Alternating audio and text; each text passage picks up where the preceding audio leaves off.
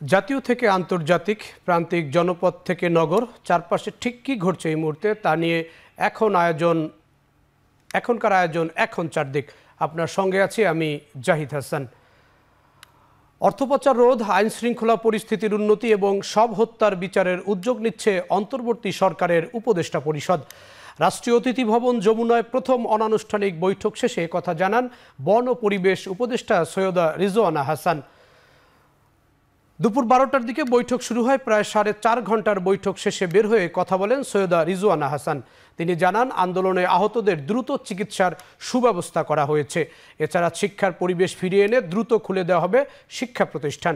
Cyber security আইনের যে বিধানে অপপ্রয়োগের সুযোগ রয়েছে তা বাতিলের বিবেচনা করা হচ্ছে বলে জানান তিনি।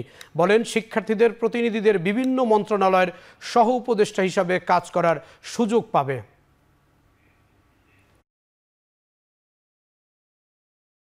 আইসিটি আর ডিজিটাল সিকিউরিটি অ্যাক্ট বাতিল হলেও ওগুলোর অধীনে অনেকের শাস্তি হয়েছে বা অনেকে জেলে আছে, অনেকের বিরুদ্ধে মামলা চলছে।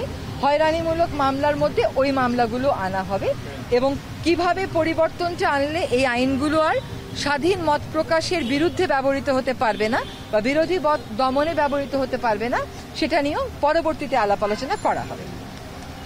শিক্ষা প্রতিষ্ঠান বলা হচ্ছে, শিক্ষা প্রতিষ্ঠানও যত দ্রুত সম্ভব খুলে দিতে হবে। আপনারা জানেন যে এখনো রাস্তায় কিন্তু ট্রাফিক পুলিশ নেই, শিক্ষার্থীরা রাস্তা ম্যানেজমেন্ট করছে। সেরকম প্রেক্ষিতে আমরা বলতে পারিনি যে আমরা কালই খুলে দেব, কিন্তু শিক্ষক সমাজের সাথে আলোচনা করা হবে, করে শিক্ষার পরিবেশ ফিরিয়ে এনে এবং আইন শৃঙ্খলা পরিস্থিতির সাথে সামঞ্জস্য রেখে যত দ্রুত সম্ভব শিক্ষা প্রতিষ্ঠান খুলে দেওয়ার চেষ্টা করা হবে। সকল মন্ত্রণালয়ে আমরা যারা দায়িত্ব নিয়েছি, আমাদের সকল মন্ত্রণালয় আমরা যারা দায়িত্বে থাকবো, আমাদের সাথে কাজ পরিচালনার ক্ষেত্রে শিক্ষার্থীরা সম্পৃক্ত থাকবেন। কিভাবে তারা সম্পৃক্ত থাকবেন, এটার কাঠামো কি হবে, এটা আমরা পরবর্তীতে চিন্তা করব। বড় বড় রাজনৈতিক দলগুলোও কিন্তু সেই স্বৈরাচারী ব্যবস্থার মোকাবেলা করতে ব্যর্থ হয়েছে। সেই জায়গায় ছাত্রদের নেতৃত্বেই কিন্তু এই অভ্যুত্থানটি সংগঠিত হয়েছে। ছাত্রদের উপর আস্থা রেখে জনগণ রাস্তায় নেমে এসেছে।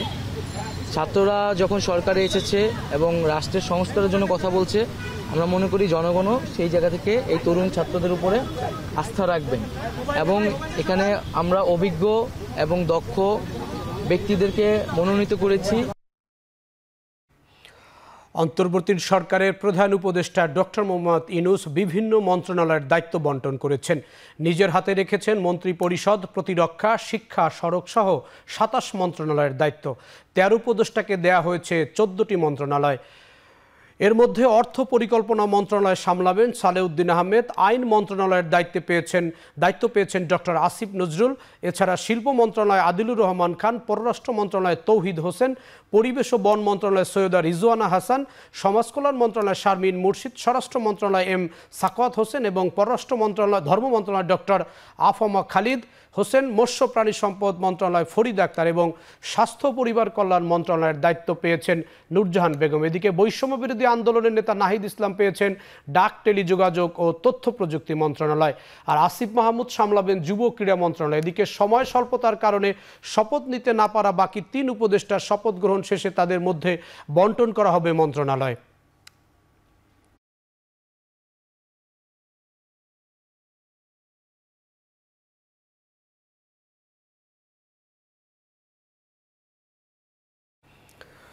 শুক্রবার সকালে সাভারে জাতীয় স্মৃতিসৌধে মহান মুক্তিযুদ্ধে শহীদদের প্রতি শ্রদ্ধা জানান অন্তর্বর্তী সরকারের প্রধান উপদেষ্টা ডক্টর মোহাম্মদ ইউনূস সহ 14 উপদেষ্টা। সকাল 9:55 প্রধান উপদেষ্টা সাভারে জাতীয় স্মৃতিসৌধে মহান মুক্তিযুদ্ধে শহীদদের প্রতি শ্রদ্ধা নিবেদন করেন। পরে অন্যান্য উপদেষ্টারাও শ্রদ্ধা জানান। এ সময় কিছুক্ষণ নীরবে দাঁড়িয়ে থাকেন তারা। শ্রদ্ধা জানানোর পর প্রধান উপদেষ্টা সেখানে থাকা শোক বইয়ে স্বাক্ষর করেন। বৃহস্পতিবার রাতে অন্তর্বর্তী সরকারের প্রধান হিসাবে শপথ নেন ডক্টর মোহাম্মদ ইউনূস।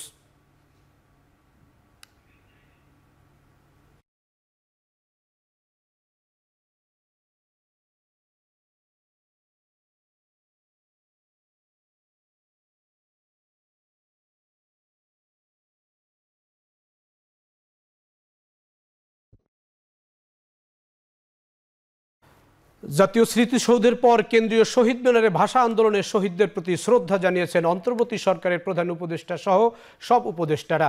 বেলা 11:20 দিকে শহীদ মিনারে ফুল দিয়ে শ্রদ্ধা জানান তিনি। পরে সরকারের আরও 13 উপদেষ্টাদের নিয়ে ভাষা শহীদদের শ্রদ্ধা জানান তিনি। এ সময় কিছুক্ষণ নীরবে দাঁড়িয়ে থাকেন তারা। শ্রদ্ধা নিবেদন শেষে উপদেষ্টারা জানান সবার সহযোগিতা নিয়ে দেশকে এগিয়ে নিতে চান তারা।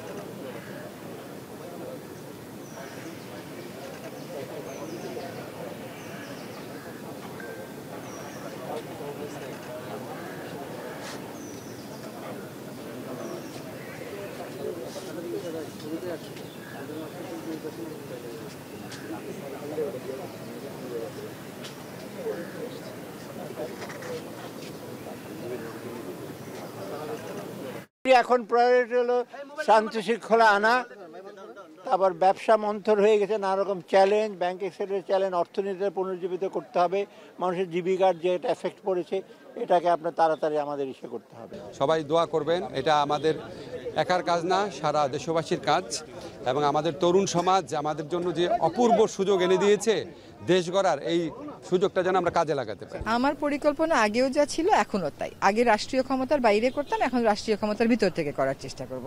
আমার পরিকল্পনা হচ্ছে সত্যিকার অর্থে একটা উদার গণতান্ত্রিক পথে যেন বাংলাদেশ যাত্রা করতে পারে সেই ভিত্তিটা স্থাপন করে দেওয়া। তারুণ্য এবং অভিজ্ঞতার সংমিশ্রণে অন্তর্বর্তীকালীন সরকারটি গঠিত হয়েছে।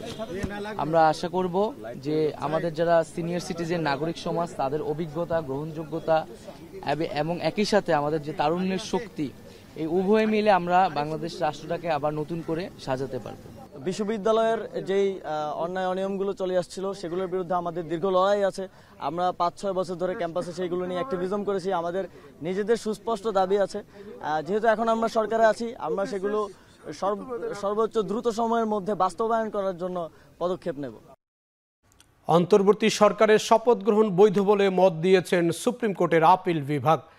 বৃহস্পতিবার শপথ পড়ানোর বৈধতা নিয়ে রাষ্ট্রপতি মোহাম্মদ শাহাবুদ্দিন প্রধান বিচারপতির কাছে মতামত জানতে চান। প্রধান বিচারপতি সহ আপিল বিভাগের 7 বিচারপতি ভার্চুয়ালি যুক্ত হয়ে এই মত দেন। আজ সুপ্রিম কোর্ট কর্তৃপক্ষ মতামত দেওয়ার বিষয়টি নিশ্চিত করেন।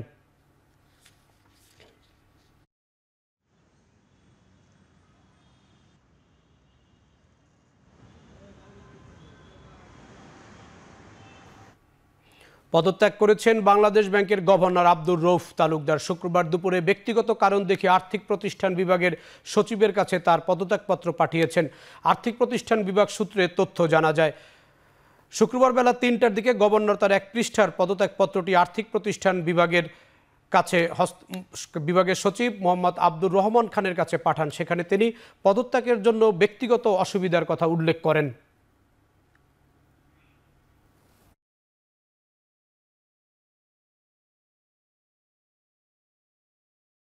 অন্তর্বর্তীকালীন সরকারের প্রধান উপদেষ্টা হিসাবে ডক্টর মোহাম্মদ ইউনূস শপথ গ্রহণের পর তাকে স্বাগত জানিয়েছে ইউরোপীয় ইউনিয়ন, জাতিসংঘ, ভারত। ডক্টর মোহাম্মদ ইউনূসকে স্বাগত জানিয়ে ইইউর পররাষ্ট্র নীতি প্রধান জোসেফ বরিল বলেন, গণতান্ত্রিক নির্বাচনের ব্যবস্থা করাই সরকারের গুরুত্বপূর্ণ কাজগুলোর মধ্যে একটি। বলেন, এই সংকটে বাংলাদেশ সুশাসন, গণতন্ত্র আর মানবাধিকার প্রতিষ্ঠায় একসঙ্গে কাজ করবে ইইউ। নতুন সরকারকে জাতিগত সংঘাত রোধে কাজ করার আহ্বান জানিয়েছে জাতিসংঘের। আগে ডক্টর মোহাম্মদ ইউনূসকে অভিনন্দন জানান ভারতের প্রধানমন্ত্রী নরেন্দ্র মোদী। অভিনন্দন জানিয়েছেন পশ্চিমবঙ্গের মুখ্যমন্ত্রী মমতা বন্দ্যোপাধ্যায়।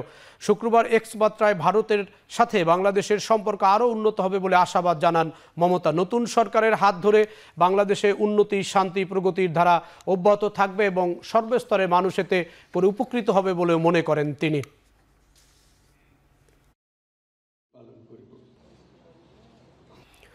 রাজধানী ঢাকার 29টি থানায় কার্যক্রম শুরু হয়েছে। সেনাবাহিনীর তত্ত্বাবধানে আজ থেকে কাজ শুরু করেছে পুলিশ। এদিকে রাজধানীর বাইরেও বিভিন্ন থানায় যোগ দিতে শুরু করেছেন পুলিশ সদস্যরা। তবে থানাগুলোতে সতর্ক অবস্থানে রয়েছেন সেনাবাহিনী। সকালে চট্টগ্রাম নগরীর পাঁচলাইশ, চকবাজার, পতেঙ্গা সহ কয়েকটি থানায় যোগ দেন পুলিশ সদস্যরা। তবে সেখানে পোশাকের দায়িত্ব পালন এখনও শুরু করেননি তারা। তবে কোতোয়ালি, পাহাড়তলি সহ পুড়ে যাওয়া কয়েকটি থানায় কেউ যোগ দেননি এখনও। কাজে যোগ দিয়েছেন দিনাজপুরের সীমান্তবর্তী হাকিমপুর থানার পুলিশ সদস্যরা। বরিশালেও সীমিত আকারে পুলিশের কার্যক্রম শুরু হয়েছে। এদিকে কর্মবিরতি অব্যাহত রেখেছে রেখেছেন নাটোরের 7 থানার পুলিশ সদস্য। সেখানে থানা নিরাপত্তায় অস্ত্রধারী আনসার সদস্যদের পাশাপাশি সিভিল পোশাকে পুলিশ সদস্যরা নিয়োজিত রয়েছেন।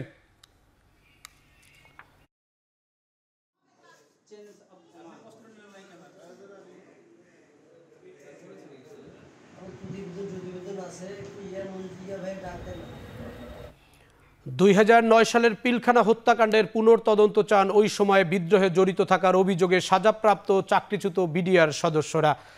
নতুন নীতিমালা করে চাকরিতে ফেরানোর দাবিও জানান তারা। শুক্রবার শাহবাগ থেকে প্রেস ক্লাব পর্যন্ত বিক্ষোভ করেন বিডিআর জওয়ান সহ তাদের পরিবারের সদস্যরা। বিক্ষোভকারীরা অন্তর্বর্তীকালীন সরকারের কাছে হত্যাকাণ্ডের পুনর্তদন্তের দাবি জানান।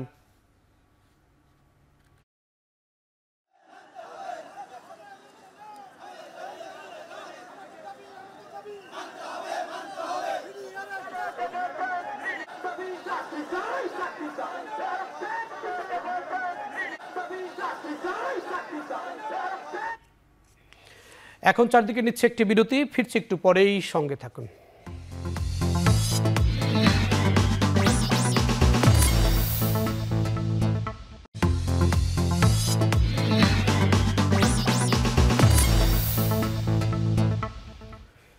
ফিরে এলাম বিরতির পর। আপনারা দেখছেন এখন চারদিক।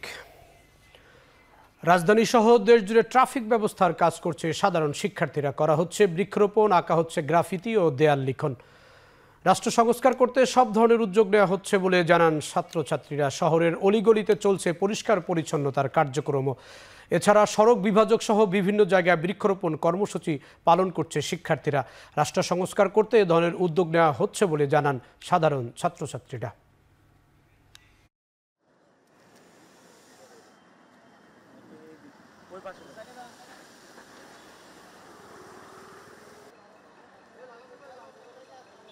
আমরা চাই হচ্ছে মূলত সবাই আইন মানুক, আইনের প্রতি শ্রদ্ধা রাখুক, তারপর ট্রাফিক আইন মেনে চলুক। আমি হতেছে আমার আম্মু আব্বুর পারমিশন নিয়ে আজকে এই ট্রাফিক রুলস নিয়ন্ত্রণ করতে আসছি। আমরা চাচ্ছি যে এখনকার দেশের যে অস্থিতিশীল পরিবেশ, এই পরিবেশটাকে স্থিতিশীল করার জন্য আমরা যতটুকু সম্ভব চেষ্টা করছি। আমাদের দেশের গাছের অনেক প্রয়োজনীয়তা আমরা জানি, যেমন আমাদের অক্সিজেন, কার্বন ডাইঅক্সাইড কোনোটাই আমাদের অনেক বেশি প্রয়োজন। তো এই জিনিসটা আমরা এড়াই যাই নাই, যে আমাদের যতটুকু সম্ভব আমরা পেরেছি, আমাদের টিমদের নিয়ে আমরা কাজ করে যাচ্ছি। সরকারি বিভিন্ন নথি সম্বলিত গাড়ি জব্দ করেছে ট্রাফিক ব্যবস্থাপনায় নিয়োজিত শিক্ষার্থীরা। জরুরি ওষুধ লেখা গাড়িতে পাওয়া যায় সরকারি নথি, বিভিন্ন মামলার কাগজপত্র, টাকার লেনদেনের প্রমাণপত্র। গাড়িটি সেনাবাহিনীর কাছে হস্তান্তর করে ছাত্রছাত্রীরা। রাজধানীর নিউ এলিফ্যান্ট রোডের সাবেক অ্যাটর্নি জেনারেল আবু মোহাম্মদ আমিন উদ্দিনের গাড়ি চালক ঔষধের গাড়ি ব্যবহার করে সরকারি বিভিন্ন কাগজপত্র নিয়ে পালানোর সময় শিক্ষার্থীরা গাড়িটি আটক করে। সেখানে সরকারি নানান মামলার গুরুত্বপূর্ণ নথি সহ পাওয়া যায় বড় অঙ্কের লেনদেনের তথ্য।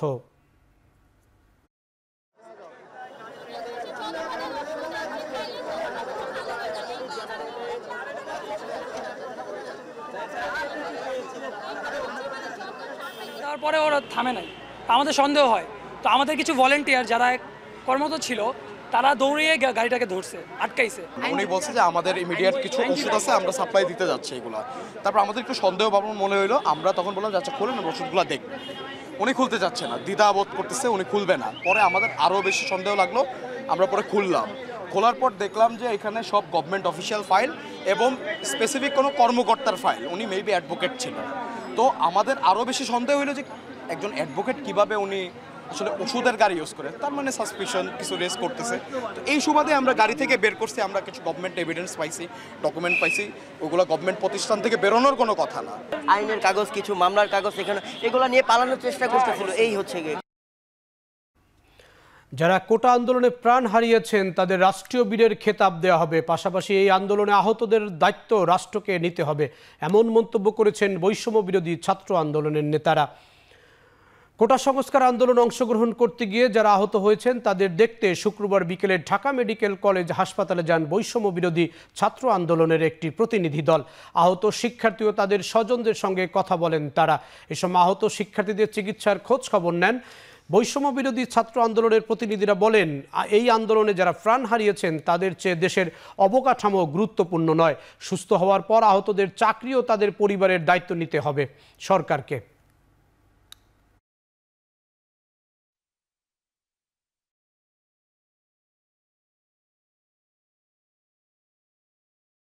যারা এই গণ আন্দোলনে আমাদের গণ অভ্যুত্থানে এই স্বৈরাচার ফেসিবাদী সরকারকে পতন করতে গিয়ে যারা আহত হয়েছে, যারা নিহত হয়েছে, বিশেষ করে যারা নিহত হয়েছে তাদেরকে জাতীয় বীরের মর্যাদা দেওয়া হবে। এবং যারা আহত হয়েছে, আমরা আজকে হসপিটালে যখন গিয়েছি দেখেছি আমাদের একটা হসপিটালে করুণ একটি চিত্র। আজকে আমরা ঢাকা মেডিকেলে এসেছি, আমাদের সমন্বয়ক টিমের বিভিন্ন অংশ বিভিন্ন জায়গায় অলরেডি যাওয়া শুরু করেছেন এবং যাবেন। আমরা স্পষ্ট করে আপনাদের মাধ্যমে জানিয়ে দিতে চাই, আমাদের যে ভাইরা যাদের আমরা এতদিন যতটুকু খোঁজ নেওয়া প্রয়োজন ছিল আমরা নিতে পারিনি, আজ থেকে সে ভাইদের দায়িত্ব আমরা নিচ্ছি। সে ভাইদের দায়িত্ব এই রাষ্ট্র নিবে। কোটা সংস্কার আন্দোলনে গুলিবিদ্ধ হয়ে রাজধানীর জাতীয় অর্থোপেডিক হাসপাতালে ভর্তি আহত রোগীদের চিকিৎসার খোঁজখবর নিয়েছেন বাংলাদেশ জাতীয়তাবাদী ছাত্র দলের নেতৃবৃন্দ। শুক্রবার দুপুরে হাসপাতালে যায় দলটির নেতারা। পরে বিএনপির কেন্দ্রীয় নির্বাহী পরিষদের ছাত্র বিষয়ক বলেন, পঙ্গু হাসপাতালে আহত শিক্ষার্থীরা পরিপূর্ণ চিকিৎসা পাচ্ছেন না। হাসপাতাল কর্তৃপক্ষ সাথে চিকিৎসার বিষয়ে আলোচনা হয়েছে। দলের পক্ষ থেকে আহতদের চিকিৎসায় আর্থিক সহায়তা করা হবে বলেও জানান তিনি।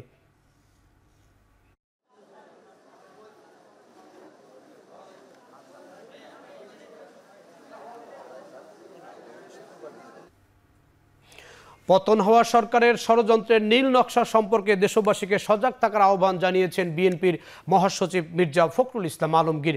শুক্রবার এক বিবৃতিতে তিনি বলেন, বিজয়ী ছাত্র জনতার উপর প্রতিশোধের নীল নকশা নিয়ে মাঠে নেমেছে একদল ষড়যন্ত্রকারী। হিন্দু, বৌদ্ধ, খ্রিস্টান সম্প্রদায়ের সম্পদ ও ধর্মীয় উপাসনালয়কে টার্গেট করে ঘৃণ্য অপরাধের দায় সুকৌশলে বিএনপির উপর চাপানোর চেষ্টা চলছে বলে মন্তব্য করা হয়। বিবৃতিতে আরও বলা হয়, বিজয়ী শক্তি তথা জনগণের মধ্যে বিভক্তি সৃষ্টি করার অপচেষ্টাতেও তারা মরিয়া। আশা করি অন্তর্বর্তীকালীন সরকার এ ব্যাপারে সজাগ আছে। এই ষড়যন্ত্রের বিরুদ্ধে যার যার অবস্থান থেকে সামাজিক সচেতনতা প্রতিরোধ গড়ে তোলার আহ্বান জানান বিএনপির মহাসচিব।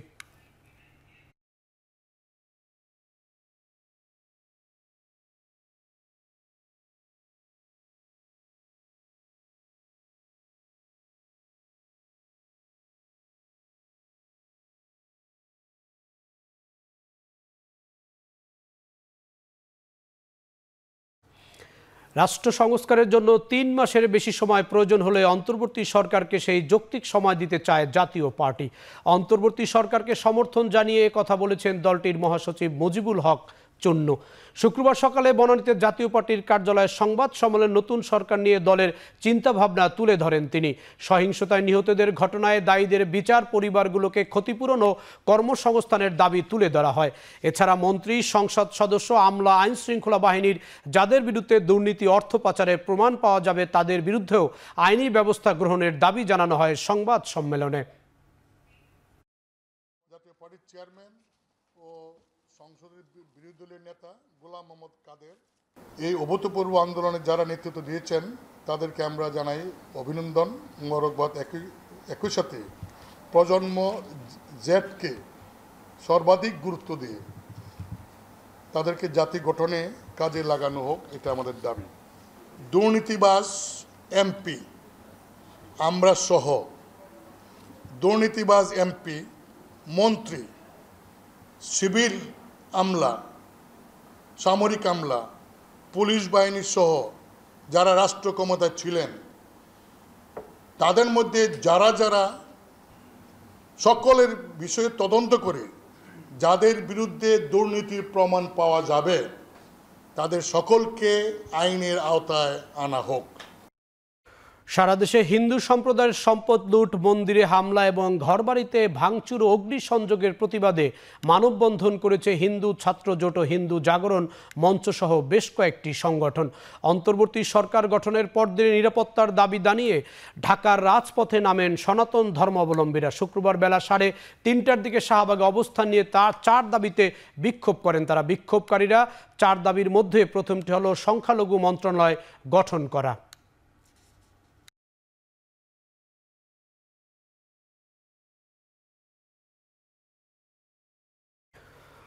রাজনৈতিক আশ্রয় চাইবেন না শেখ হাসিনা। অন্তর্বর্তী সরকার নির্বাচনের তারিখ ঘোষণা করলে দেশে ফিরে আসবেন শেখ হাসিনা। ভারতীয় সংবাদ মাধ্যম টাইমস অফ ইন্ডিয়াকে কথা জানিয়েছেন তার ছেলে সজীব ওয়াজেদ জয়।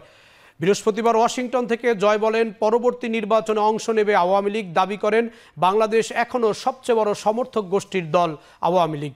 শেখ হাসিনার নির্বাচনে অংশ নেবেন কিনা স্পষ্ট না করলেও প্রয়োজনে তিনি নিজে রাজনীতিতে যোগ দেবেন বলেও জানান। দল ও কর্মীদের বাঁচাতে যা যা করার সব করবেন বলে উল্লেখ করেন জয়। এর আগেও রাজনীতিতে যোগ দেওয়ার কোনো ইচ্ছে নেই বলে জানিয়েছিলেন তিনি। শেখ হাসিনাও আপাতত ভারতেই থাকবেন বলে জানান তার ছেলে। গণ আন্দোলনের মুখে গত সোমবার আকস্মিক পদত্যাগের পর ভারতে পালিয়ে যান সাবেক প্রধানমন্ত্রী শেখ হাসিনা।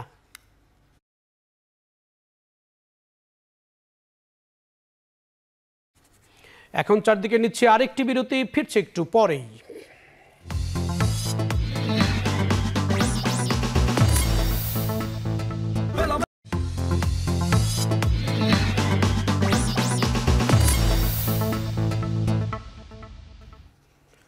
ফিরে এলাম বিরতির পর। আপনারা দেখছেন এখন চারদিক।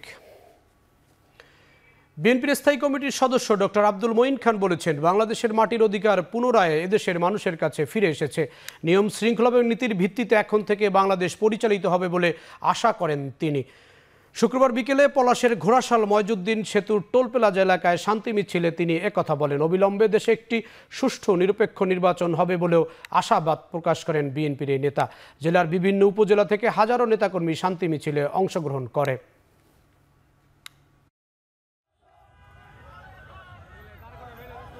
মাটির অধিকার বাংলাদেশের মানুষের হাতে পুনরায় ফিরে এসেছে।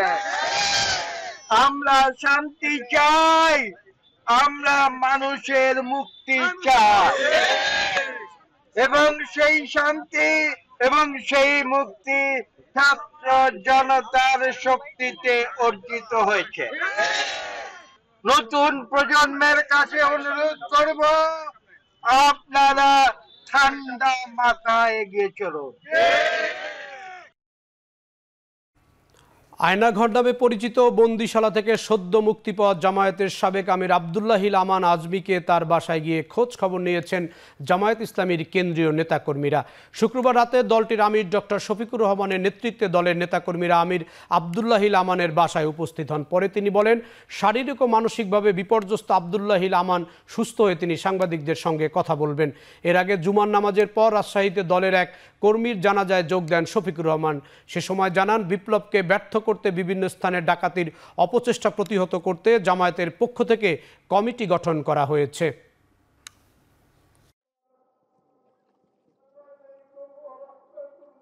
জামালপুর জেলা কারাগারে আগুন লাগিয়ে পালানোর চেষ্টার ঘটনায় 6 বন্দী নিহত হয়েছে বলে জানিয়েছেন কারাগার কর্তৃপক্ষ। এ সময় 4 কারারক্ষী আহত হন। সকালে সংবাদ সম্মেলনে এসব তথ্য জানিয়েছেন জামালপুর জেলা কারাগারের জেলার আবু ফাত্তাহ। এর আগে বৃহস্পতিবার দুপুর 1টার দিকে কারাগারে বন্দীদের বিদ্রোহের ঘটনা ঘটে। এক পর্যায়ে কারাগারের ভেতরে আগুন লাগিয়ে দেয় কয়েদিরা। পরে কারারক্ষীদের উপর হামলায় তাদের জিম্মির চেষ্টা করে কয়েদিরা। কারাগারে হট্টগোল ও গুলির শব্দ পেয়ে কারাগারের ঠিক পাশেই অস্থায়ী ক্যাম্পে থাকা সেনাবাহিনী এগিয়ে এসে কারাগারের চারপাশ ঘিরে ফেলে। এ সময় সেনা সদস্যরা মাইকিং করে কয়েদিদের শান্ত থাকার আহ্বান জানায়। পরে 12 ঘন্টা পর পরিস্থিতি নিয়ন্ত্রণে আসে। সব কয়েদিদের যার যার ছেলে পাঠানো হয়েছে বলে জানায় কারা কর্তৃপক্ষ।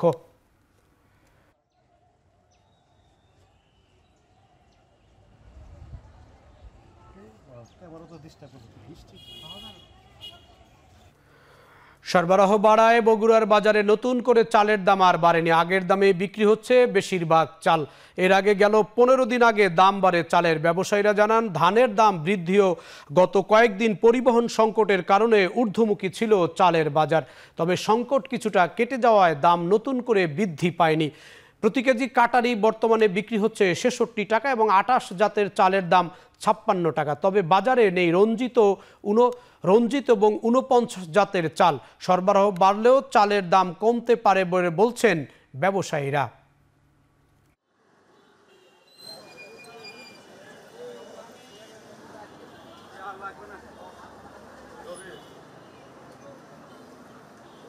সাপ্লাই মজুদ সবই স্বাভাবিক ছিল, কিন্তু আমাদের মাল মিলে কিনা ছিল, কিন্তু আমরা নিয়ে আসতে পারি নাই।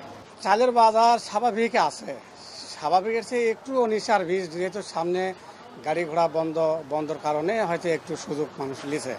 কাটারি বুক 66 টাকা কেজি বিক্রি হচ্ছে আজকের বাজার। আটার চাল বিক্রি হচ্ছে আপনার 56 টাকা কেজি পাইকারি।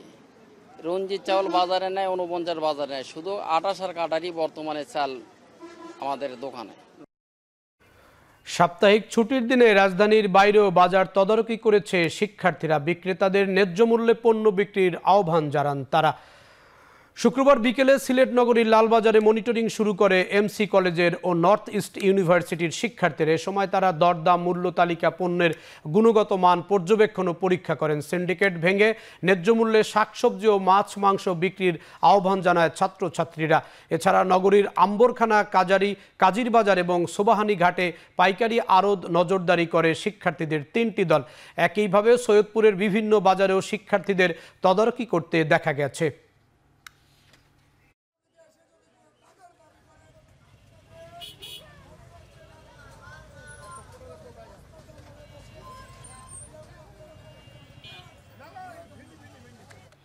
এখন চারদিকে নিচ্ছে আরেকটি বিরতি, ফিরছি একটু পরেই।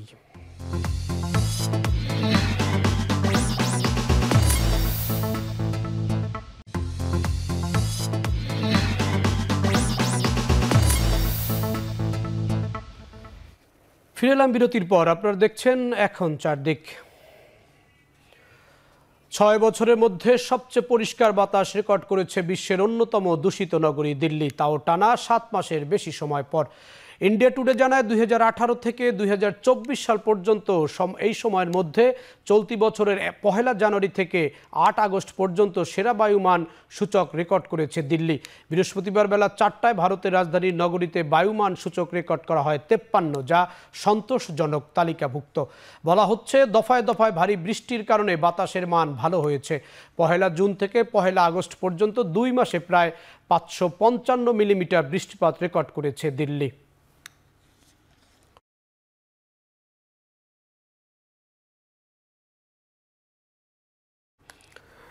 সপ্তাহব্যাপী চলা বর্ণবাদ ও বিদ্বেষমূলক অপরাধের বিরুদ্ধে বিক্ষোভে উত্তপ্ত যুক্তরাজ্যের লন্ডন, বার্মিংহাম, ব্রিস্টল, লিভারপুল ও নিউক্যাসেলের মতো গুরুত্বপূর্ণ শহর। 5 শতাধিক উগ্র ডানপন্থী বিক্ষোভকারীকে আটক করে পরিস্থিতি কিছুটা নিয়ন্ত্রণে এনেছে স্টারডাম প্রশাসন।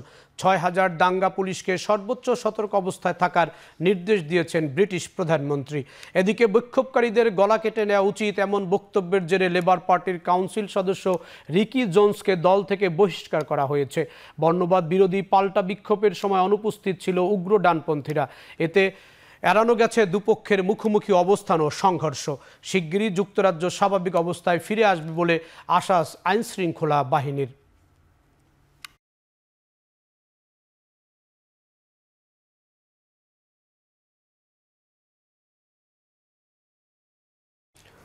আগামী 10 সেপ্টেম্বর প্রথমবার বিতর্কের মঞ্চে মুখোমুখি হবেন ডোনাল্ড ট্রাম্প ও কামালা হ্যারিস। যুক্তরাজ্য ভিত্তিক সংবাদ মাধ্যম এবিসি নিউজ সরাসরি সম্প্রচার করবে ওই বিতর্ক অনুষ্ঠান। সামাজিক যোগাযোগ মাধ্যম এক্সে নিউজে খবর জানিয়েছে এবিসি। এর আগে বৃহস্পতিবার ট্রাম্প জানান, নভেম্বরে প্রেসিডেন্ট নির্বাচনের আগে ডেমোক্রেটিক প্রতিদ্বন্দ্বীর সঙ্গে যতবার দরকার বিতর্ক করতে রাজি আছেন তিনি। অন্তত 3 বার 2 নেতার সরাসরি বিতর্ক হওয়া দরকার বলেও জানান তিনি। বাকি 2 বিতর্কের জন্য প্রস্তাব করেন ফক্স নিউজ ও এনবিসির নাম। এবিসির পর ট্রাম্পের সঙ্গে আরও বিতর্কে অংশ নিতে রাজি আছেন বলে জানিয়েছেন কামালা হ্যারিসও।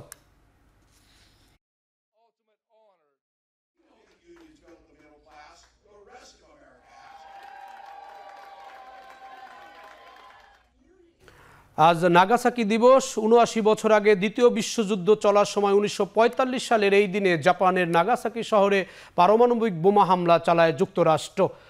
শহরের ক্যাথলিক গির্জার ঠিক উপরে ফেলা এ বোমায় প্রাণ হারান 70,000-এর বেশি বাসিন্দা। দিনটি উপলক্ষে নাগাসাকির পিস মেমোরিয়ালে শুক্রবার শ্রদ্ধা জানান জাপানের প্রধানমন্ত্রী ফুমিও কিসিদা। এ সময় সেখানে উপস্থিত ছিলেন নাগাসাকির মেয়র শিরো সুজুকি। এদিন বিভিন্ন দেশের রাষ্ট্রদূত সেখানে শ্রদ্ধা নিবেদন করতে এলেও আমন্ত্রণ জানানো হয়নি ইসরায়েল এবং রাশিয়ার রাষ্ট্রদূতকে। নাগাসাকিকে বোমা ফেলার 3 দিন আগে 1945 সালের 6 আগস্ট প্রথমবারের মতো পারমাণবিক হামলা চালানো হয় জাপানের হিরোশিমা শহরে। 3 দিনের ব্যবধানে 2টি হামলায় প্রাণ হারান 2.25 লাখের বেশি বাসিন্দা। তবে নাগাসাকিদের হামলার 6 দিনের মাথায় 15 আগস্ট মিত্রবাহিনীর কাছে আত্মসমর্পণে বাধ্য হয় জাপান।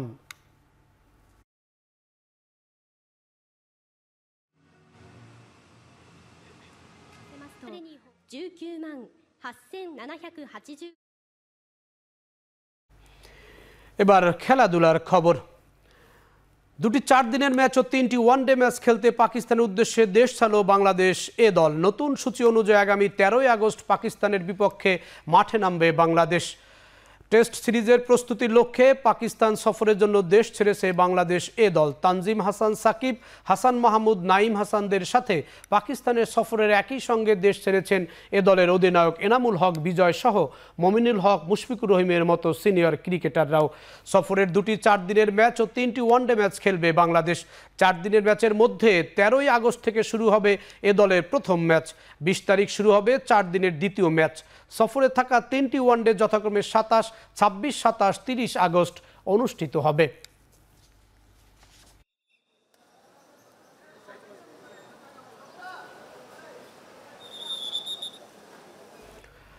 লন্ডনের ওয়েম্বলি স্টেডিয়ামে নগর প্রতিদ্বন্দ্বী ম্যানচেস্টার সিটির বিপক্ষে কমিউনিটি শিল্ড শনিবার 2024-25 মৌসুম শুরু করবে ম্যানচেস্টার ইউনাইটেড। তার আগে নতুন মৌসুমের জার্সি উন্মোচন করেছে ক্লাবটি। সেই জার্সি উন্মোচন করা হয়েছে পাকিস্তানের তারকা পেসার শাহিন শাহ আফ্রিদিকে দিয়ে। গেল কয়েক মৌসুম ধরেই নিজেদের হারিয়ে খুঁজছে ইউনাইটেড। তবে নতুন মৌসুম ঘুরে দাঁড়াতে চায় দলটি, ফেরাতে চায় সুদিন। সেই লক্ষ্যে রেড ডেভিলদের ঢেলে সাজাতে চায় দলটির কোচ এরিক টেন হ্যাগ। তবে তার আগে ঐতিহ্যবাহী এই ক্লাবটিতে নিজেদের সমর্থন বাড়াতেও জার্সি বিক্রি বাড়াতে আফ্রিদিকে দিয়ে জার্সি উন্মোচন করিয়েছে ইউনাইটেডের আমন্ত্রণে ওল্ড ট্রামফোর্ডে গিয়ে জার্সি উন্মোচন করেছেন পাকিস্তানের এই তারকা ক্রিকেটার। গায়ে জড়িয়েছেন ক্লাবটির 10 নম্বর জার্সি। সেই জার্সি পরে ওল্ড ট্রামফোর্ডের ড্রেসিং রুম, গ্যালারি ও মাঠ ঘুরে দেখেছেন আফ্রিদি।